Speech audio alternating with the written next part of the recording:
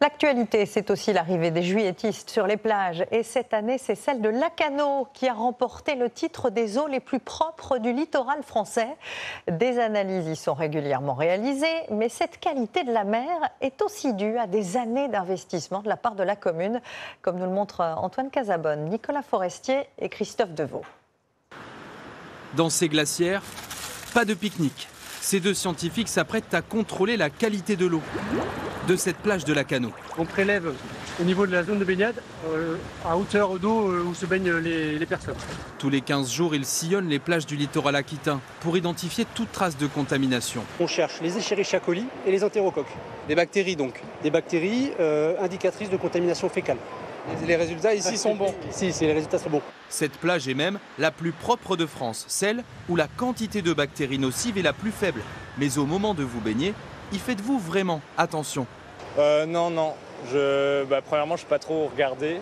Pourtant, en France, de nombreuses plages ont un taux de contamination élevé. Sur 1800 zones de baignade, 20% d'entre elles sont déconseillées et 5% en rouge sont tout simplement à éviter.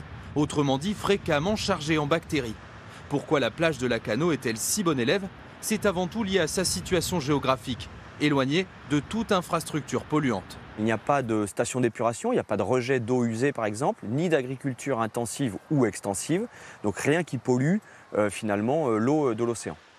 Alors pour les plages moins isolées, comment améliorer la qualité des eaux de baignade? Sur cette plage de Bidart, première solution, désimperméabiliser les sols. Ici se trouvait un parking et juste à côté, un terrain de rugby. Un terrain de rugby, c'est un terrain qui est tassé. Et quand la terre est tassée, parfois l'eau ne s'infiltre plus. C'était le cas, donc on avait beaucoup de ruissellement. Éviter le ruissellement des eaux de pluie qui, au contact du sol, se chargent en bactéries.